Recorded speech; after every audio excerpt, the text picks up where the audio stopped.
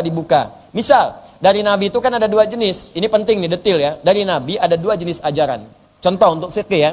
Saya sebutkan fikih, ragamnya. Satu misalnya, ada yang satu dalil, satu cara. Gampang itu. Gampang. Satu dalil, satu cara.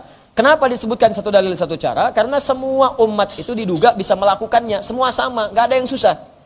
Contoh dalam sholat, takbir misalnya kan. Takbir. Ya, bacaannya satu. Abu Dawud nomor hadis 857. Fayaqulu Allahu Akbar. Maka saat takbir ucapkan Allahu Akbar. Gampang, semua bisa. Makanya nggak ada kalimat yang lain. Coba cari hadis, sampai hadis palsu pun nggak ada kalimat Allahu Rahman, Allahu Rahim, nggak ada. Karena semua bisa. Kalimatnya satu, Allahu Akbar.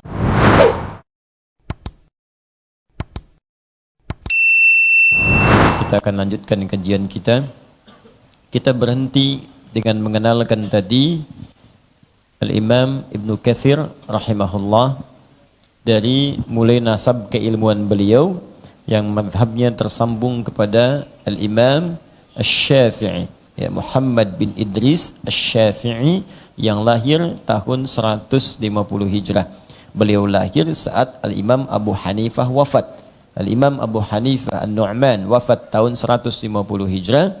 Sekarang diabadikan dan mazhabnya menyebar di wilayah Asia Selatan, ya, seperti di India, di Pakistan, alhamdulillah. Itu mazhabnya Hanafi, ya, dan penyebarannya juga di Irak. Bahkan di Irak ada Jami'atul Imam Al-A'zam, ya, jadi Imam Abu Hanifah, ya, jadi ada Allah kampus namanya kampus Imam Abu Hanifah, itu di Irak, ya. Dekannya rencananya tahun ini datang, dengan rektornya datang gitu ya, kemarin yang mau ngasih beasiswa, cuma qadarullah kemudian ada penyesuaian rencana masa depan insyaallah. Ada Al-Imam Malik, ya rahimahullah, Malik bin Anas, lahir di kisaran tahun 93 sampai 95 Hijrah. Kemudian ada juga Al-Imam Muhammad bin Idris Asy-Syafi'i, lahir tahun 150 Hijrah, dan Imam Ahmad bin Hanbal, lahir kisaran tahun 163 Hijrah. Satu dengan yang lainnya terkait berkelindan, rata-rata guru murid, guru kemudian murid. Nah, saya tadi sampaikan yang dimaksud dengan madhab Asy-Syafi'i, madhab Hanafi, Maliki, Hambali, itu bukan kelompok. Ingat, itu bukan kelompok. Tapi manhaj pembelajaran yang tersambung dari jalur imam-imam, khususnya yang 4 ini, yang imam banyak sebetulnya. Ya, ada aliran Ja'fari, ada banyak, cuma bintangnya 4. Ya, kenapa bintang yang 4 ini? Ini yang mau saya sampaikan. Tersambung ajaran mereka sampai ke Nabi sallallahu alaihi wasallam. Tadi dari orang yang belajar dengan Nabi, hidup bersama Nabi, beriman pada Nabi sampai dengan wafat. Itulah para sahabat. Golongan terakhir tadi yang bukan sahabat, hidup dengan Nabi, hati-hati, melihat Nabi, beriman pada Nabi sampai wafat, hanya imannya bermasalah. Ini yang masuk munafik, sampai dilarang oleh Al-Quran pada Nabi untuk menyolatkan. Ya, la takum, jangan kamu solat untuk mereka. Wala tusalli, la takum fihi abadan. Wala tusalli, ingat, jangan kamu berdiri di masjid yang dia buat, jangan solatkan dia. Itu kisah seorang munafik. Jadi kalau solat di masa hidupnya, solatnya di belakang Nabi. Saf pertama, Anda bayangkan, di belakang Nabi solatnya. Cuma ketika Nabi pamit dari masjid, mulai provokasi. Tuh si Muhammad SAW. Ya, kerjaannya mecah belah umat aja. Kita sudah di sini, datang dia terpecah kita. Begitu, provokasi. Dia punya masjid, kita bikin masjid. Bikinlah dia masjid yang disebut dengan Masjid Dirar itu.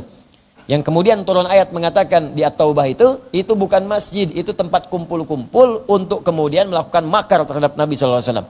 Wa makaru wa makarallah. Jadi bukan diniatkan masjid, diperintahkan dihancurkan. Ingat, bukan menghancurkan masjid, tapi menghancurkan tempat yang dibuat untuk makar. Memang bukan masjid. Karena nanti ada larangan dalam Islam menghancurkan tempat ibadah, sekalipun itu tempat ibadah untuk non-muslim, gak boleh. Bayangkan dahsyatnya dalam peperangan pun aturan Islam ketat. Jangan rusak tanaman, awas. Jangan kemudian zalimi anak kecil, orang dewasa, perempuan. Jangan kasari mereka. Jangan hancurkan rumah-rumah ibadah Islam dalam suasana emosi. Peperangan kan penuh emosi, dahsyat, amarah. Tidak ada kasih sayang dalam peperangan. Makanya surah At-Taubah itu izin untuk memerangi itu, izin untuk membela diri itu ketika diperangi, itu dibukanya tanpa basmalah. Surah ke-9. Setelah ta'awudz langsung bara'atum minallahi wa rasuli. Izin dari Allah telah tiba kalian untuk mempertahankan diri. Silakan. Jika diperangi, perangi lagi. Mempertahankan diri, syariat jihad kemudian turun. Tanpa dibuka dengan bismillah, langsung isinya. Kenapa tanpa bismillah? Karena peperangan itu tidak ada nilai rahmat. Sedangkan dalam bismillah ada rahman dan rahim. Ada kasih sayang. Dalam perang tidak ada. Sampai kiamat pun kurang 2 hari, ada orang perang, gak ada pakai kasih sayang. Saya belum pernah dengar ada orang perang menggunakan kasih sayang. Izin nembak ya, dor. Kena nggak? Sakit ya, maaf ya, nggak ada. Tembak ya tembak, gitu kan? Bom ya bom, itulah peperangan. Jelas ya? Jadi konteks-konteks kemudian tadi teman-teman sekalian, hancurkan karena itu tempat bukan masjid. Dalam Islam begitu emosinya, dahsyatnya, amarahnya dalam perang, tetap jangan rusak tanaman. Ya, jangan injak-injak tanaman. Itulah Islam. Jangan hancurkan rumah ibadah. Jangan sakiti, kasari perempuan, anak kecil, orang-orang yang sepuh, yang tak mampu beraktivitas dengan baik. Indahnya nilai keislaman. Ini orang di depan Nabi SAW, sikapnya baik, lembut, kata-katanya halus, begitu menarik, retorikanya cantik, luar biasa. Nabi pergi pemecah belah. Perang Uhud, orang dah pada berangkat, alhamdulillah. Orang dah pada berangkat, siap-siap di bukit. Dia langsung nyampaikan provokasi. Jumlah musuh lebih banyak. Mati nanti kita. Ayo balik lagi. Sepertiga barisan meninggalkan Nabi, desersi, Anda bayangkan. Gara-gara orang ini. Ya, sampai ada sebagian mengatakan, ayo minta bantuan ke Romawi. Satu lagi mengatakan, minta bantuan ke Yahudi. Maka ketika orang terpecah belah, turunlah kemudian Quran surah Al-Maidah ayat 51 itu. Ya, turun. Dan seterusnya. Ya ayyuhalladzina amanu la tattakhidul yahuda wan nasara awliya. Hei orang-orang beriman, jangan ikut-ikut dengan mereka. Yang keluar dari barisan Nabi minta perlindungan kepada Nasrani dan Yahudi. Kasusnya itu. Bukan kasus konteks dalam berhubungan kehidupan, bukan. Ya, ngambil pada saat itu, turunlah kemudian ayat itu. Nanti kalau sudah masuk Al-Maidah, insya Allah kemudian kita akan bahas itu. Kapan? Belum tahu, mungkin 20 tahun ke depan. Satu huruf aja saya bahas, Al-Fatihah belum, gitu kan? Al-Maidah masih surat kelima. Jadi begitulah orang ini. Sampai orang ini sakit pun Nabi masih perhatian supaya tidak ada fitnah. Tapi jangan lupa, orang ini luar biasa bermasalah, tapi anaknya baiknya luar biasa. Sopan, adab, sayang pada Nabi. Namanya Abdullah nama anaknya. Bapaknya Abdullah, anaknya pun namanya Abdullah. Anaknya ini teman-teman sekalian rajin. Ini kadang begitu. Bapaknya durhaka, anaknya luar biasa taat. Ada lagi yang anaknya maksiat, bapaknya taat. Ada. Ya, jadi luar biasa di keluarga ini, hati-hati. Dicontohkan begini supaya menjadi kisah bagi kita, supaya memperbaiki diri di keluarga. Bukan supaya jadi dongeng, bukan. Ya. Anaknya taat. Abdullah datang kepada Nabi SAW. Ya Rasulullah, bapak saya sakit. Apa kata Nabi? Berikan air ini kepadanya, sampaikan dari saya. Ya, dibacakan doa oleh Nabi, dibawa nyampe ke sana. Bapak, ya abati, Nabi titip salam nih, bawa air, dibawa, langsung dilemparkan ke tembok.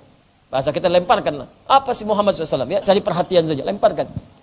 Ditengok oleh Nabi, datanglah bersama Umar, datang bersama Abu Bakar dalam sekarat dia.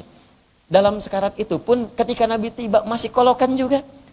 Ya Rasulullah, izinkan saya mengenakan jubah terluar Anda. Saya ingin wafat mengenakan jubah Nabi. Ya. Saya ingin wafat mengenakan jubah engkau. Jadi ingin menampakkan kepada orang saya punya pengaruh nih. Wafat aja dikasih jubah sama Nabi. Umar gergetan. Nabi izinkan saya penggal kepalanya nih. Saya pisahkan kepala dari badannya. Kata Nabi, jangan Umar, cuman jubah nggak apa-apa. Pakaikan, kemudian wafat menggunakan jubah Nabi, tapi tidak menghilangkan kemunafikannya. Itulah Abdullah bin Ubay bin Salul, hidupnya begitu menyusahkan, wafatnya sangat kolokan. Gitu. Nah, itu contoh orang munafik di zaman Nabi. Jadi kalau sekarang ada orang munafik lagi, dia telat. Ya, depan-depan baik-baik, di belakang kemudian jadi buruk. Depan-depan kemudian baik, di belakang merusak, telat. Apalagi yang merusak terang-terangan, banyak. Abu Jahal, Abu Lahab. Sekarang mau muncul Abu Duda, Abu yang lain, telat. Telat. Bilang sama orang-orang itu, telat, ketinggalan. Sudah ada zaman dulu. Diberikan contoh supaya nggak diikuti. Pengen ikut-ikutan, telat. Viral video saya ini.